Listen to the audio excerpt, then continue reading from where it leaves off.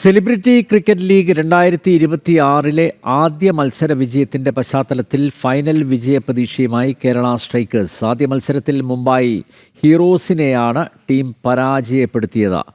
ഫെബ്രുവരി 1 ഹൈദരാബാദിലാണ് CCL final.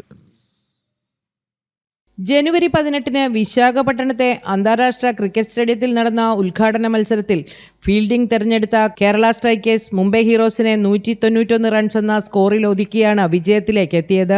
Captain Unni Mukundan ഒരു CCL മത്സരത്തിൽ man of the match, best bowler പുരസ്കാരങ്ങൾ ഒരുപോലെ നേടുന്ന ആദ്യ ക്യാപ്റ്റനായി മാറി. മത്സരത്തിന്റെ കടുപ്പവും സമ്മർദ്ദ സാഹചര്യങ്ങളിൽ ടീം പുലർത്തിയ ആത്മവിശ്വാസവുമാണ് വിജയത്തിന് നിദാനമെന്ന് ഉണ്ണി മുകുന്ദൻ പറഞ്ഞു. ഈ ടീമിന് വേണ്ടി പ്രാക്ടീസ് സപ്പോർട്ട് സ്റ്റാഫ് എല്ലാവരും വെരി എന്താ പറയുക ഇൻവോൾവ്. ഞാൻ ആദ്യമായിട്ടാണ് ഒരു സീസണിൽ ഇത്രയും എന്താ പറയുക ഇമോഷണൽ കണക്ട് ഫീൽ ചെയ്തത് എനിക്ക് തന്നെ.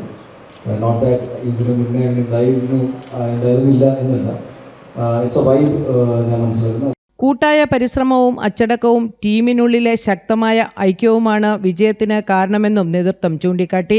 ഒരു ടീമിനെ കൂടെ നിർത്തി മുന്നോട്ട് കൊണ്ടുപോകുക എന്നൊക്കെ തന്നെ ആണെങ്കിലും I have a feeling that ഇവിടെ അങ്ങനെ ഒരു കൊണ്ടുപോയ രീതിയിലുള്ള ഒരു ക്യാപ്റ്റൻഷിപ്പോ അങ്ങനെയൊന്നുമില്ല. It's to be very honest, ഈ ടീം വളരെ സെൽഫ് സഫീഷ്യൻ്റ് ആണ്. എന്നെ സംബന്ധിച്ച് ഞാൻ ഈ ടൂർണമെൻറ്റിൽ പങ്കെടുത്തത് കപ്പടിക്കാൻ മാത്രമാണ്.